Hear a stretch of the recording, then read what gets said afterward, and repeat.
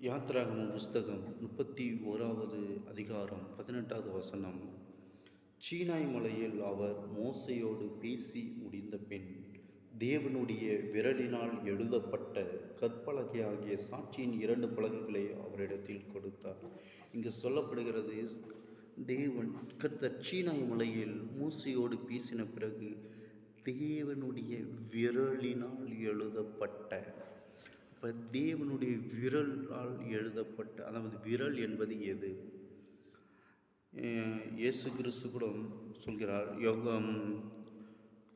லூக்கா 11வது அதிகாரம் 20வது வசனத்தை நீங்கள் வாசிப்பு என்றால், நான் தேவனுடைய விரலினால் பிசாசுகளை துரத்துகிறபடியினால் தேவனுடைய ராஜ்யம் உங்களிடத்தில் வந்திருக்கிறது. அப்போ இங்கே என்ன சொல்லப்படுகிற, மோசையிடத்தில் சீனாய் மலையில் தேவனுடைய விரலினால் எழுதப்பட்ட கற்பலகை. அப்போ இங்கே இயேசு சொல்கிறார், தேவனுடைய விரலினால் நான் பிசாசுகளை துரத்துகிறேன். அப்போ தேவனுடைய விரல் என்பது எது? மத்தேயு எழுதின புஸ்தகம் 12வது அதிகாரம் 28வது வசனத்தை நீங்கள் வாசிப்பீர்கள் என்றால், நான் தேவனுடைய ஆவியினால் பிசாசுகளை துரத்துகிறபடியினால் தேவனுடைய ராஜ்யம் உங்களிடத்தில் வந்திருக்கிறது. அப்போ தேவனுடைய விரல் என்பது பரிசுத்த ஆவியானவரே. அல்லேலூயா. அதனால் தான் நான் சொல்கிறேன், ஒரு காரியத்தை குறித்து நாம் விளங்க வேண்டும். நம்முடைய இயேசு உலகத்தில் சிலுவையின் பாடுகளை ஏற்றுக்கின்ற பொழுது, இதோ இவர்கள் அறியாமல் செய்கிறார்கள், இவர்களை மன்னித்து விடும் என்று கூறினார். அல்லேலூயா.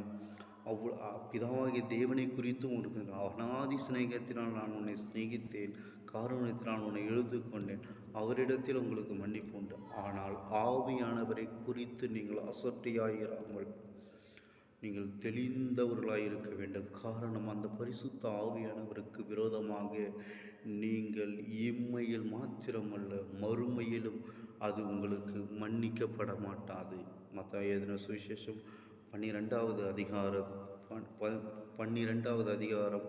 32வது வசனத்தை நீங்கள் வாசிப்பீர்கள் என்றால், இம்மையிலும் அல்ல மறுமையிலும் அல்ல அது உங்களுக்கு மன்னிக்கப்படாது. ஏனென்றால் அந்த பரிசுத்த ஆண்டவர் உங்களுக்குள்ளாக எனக்குள்ளாக வாசம் செய்கிறவர். அவர் பாவத்தை குறித்தும் நீதியை குறித்தும் நியாய தீர்ப்பை குறித்தும் கண்டித்து உணர்த்துகிற தேவன். அதனால் அப்படிப்பட்ட அந்த ஆவியானவருக்கு விரோதமாய் தூஷணம் இனி நீங்கள் செய்யாமல் பாதுகாத்து கொள்ள வேண்டும். அந்த அனனியா சபேரியல் பரிசுத்த ஆவியானுக்கு விரோதமாய் பொய் சொன்ன பொழுது அவர்கள் அங்கே மடிந்தார்கள். ஆனால் இந்த நாளிலும் நம் கிருபையின் காலத்தில் வாழ்ந்து கொண்டு இருக்கின்றோம்.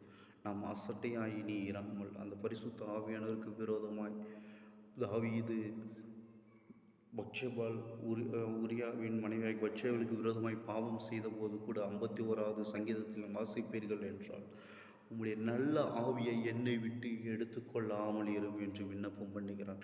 ஏனென்றால் அவ்வளவு இம்பார்ட்டன்ட் அந்த ஆவியானவர். இயேசுவே சொன்னார், நான் போகிறது நல்லது, நான் போனால்தான் சத்திய ஆவியாகிய தேற்றலாளர் உங்களிடத்தில் வருவார், அவர் சகல சத்தியத்துக்குள்ளே நம்ம நடத்துவார்.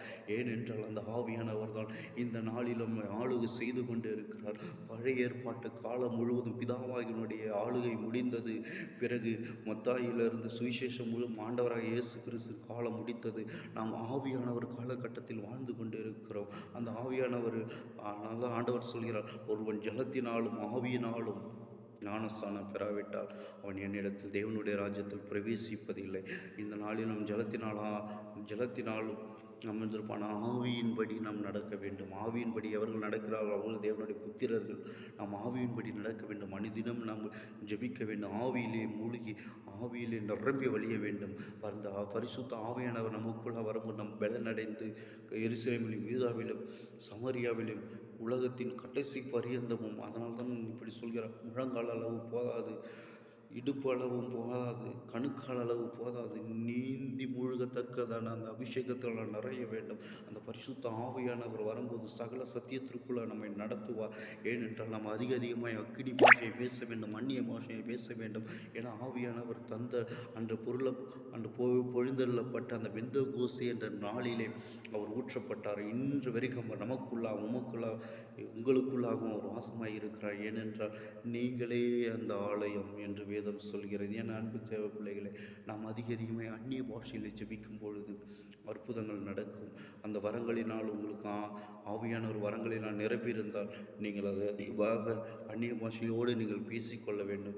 சகல உடைக்கும். உண்மையே நாளிலும் இந்த சத்தியத்தை கேட்டுக்கொண்டு இருக்கிற என் அன்பு தேவ பிள்ளைகளை, ஆவியை நீங்கள் அவிழ்த்து போடாமல் ஆவியிலே அனலாயிருங்கள். ரக்கதானா மகரலதுனா ஷகுரிக்கலி மகந்துரி பலகடுரா லிதிரி ஷிக்க மஹலரகந்துரு பிலிரிக்கர மஹத்துரா லிரி மஹதுரு குருளு ஷிக்கர மந்தல குருமினா லரிதி லிக்குருளு. உலர்ந்த எலும்புகள் எல்லாம் உயிர்வடைவதாக. ஷிக்கா நம் வந்திரி பனக்குருளு பிலி தினி ஷகரா. ஒரு உற்சாகத்தின் ஆவி உங்களை பலப்படுத்தட்டும். தேவன் பயத்துள்ள ஆவியை கொடாமல் பலமும் தெளிந்த புத்தியும் உள்ள ஆவியை நம்மை கொடுத்திருக்கிறார்.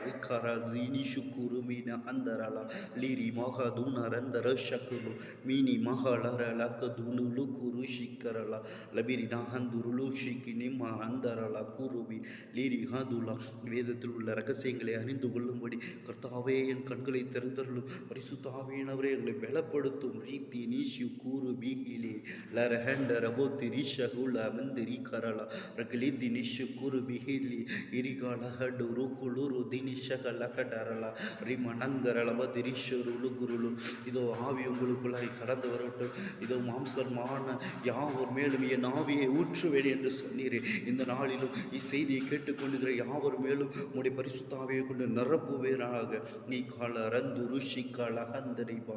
நாங்கள் என்ன சொல்ல வேண்டும், என்ன செய்ய வேண்டும், இதோ உம்முடைய சித்தத்தை செய்து எங்கள் சிந்தையை மாற்றுகிற எங்கள் ஆவியானவர், அந்த உணர்வுள்ள ஆவியானவர், பலனுள்ள ஆவியானவர், ஆலோசனை தருகிற ஆவியானவர், கர்த்தருக்கு பயப்படுகிற ஆவியானவர், கர்த்தருடைய ஆவியானவர் உங்கள் மேல் தங்கியிருப்பார். அவரை நீங்கள் அடைக்கலமை கொண்டு இருங்கள். ரீதா நந்த ருஷுக்குருமி லரஹண்டர போத்தி ரீஷகலரா ரீபா நக்கர லுகுருலுரு. நீங்கள் அக்கினி பாஷையில் பேசும்போது அநேக அற்புதங்கள் நடக்கும். ரீகால் அனகலரா தீ ஷிக்கு மனகலரா. மாம்சத்தோடும் இரத்தத்தோடும் மாத்திரமா நம்மளுக்கு போராட்டம் இல்லை. வானமண்டலங்களில் பொல்லாத ஆவிகள் சேனைகளோடு நமக்கு போராட்டம் உண்டு. ரிதா நந்த ரோஷ கலக்குருமி ஹலரதுருமி லிந்த ருஷிக்கினி மஹரல ஹரதுனுமி லரகுடு ருஷிக்கலரல எரிபா நந்தர போடிரி ஷிக்குலுருமி ஹலர அந்த ரிஷிக்கலர ரஹலரபனலு லூரு கூடுரு திரிஷகதன மஹலரி கரவல தூண்டுக்குருளவா. இந்த நாளிலும் எங்களை நிரப்பினதற்காக நன்றி. இதோ அக்கினிமனமான நாவுகளாக எங்களை பிரித்தவன் நன்றி. அன்று இயேசுவைய நாவை தொட்டது போல எங்கள் நாவை நீ தொடுவதற்காக நன்றி. ரிதா நதரலா ஷகரா நீர் அவ்வாறு செய்தமைக்காய் நன்றி. ஆவியிலே நீ நடத்த போகிற உங்கள் ஒவ்வொரு பிள்ளைகளுக்காக நன்றி. அந்த ஆவியானவர் இனி உங்கள் வாழ்வில் ஒரு பெரிய மாற்றத்தை உணர்வார்.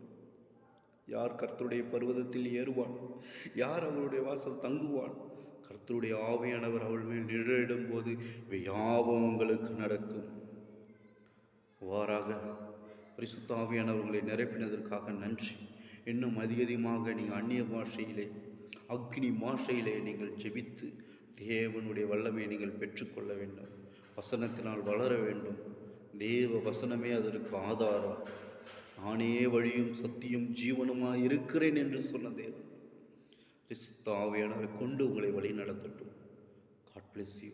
அப்படி நீ செய்ய போவதற்காக நன்றி.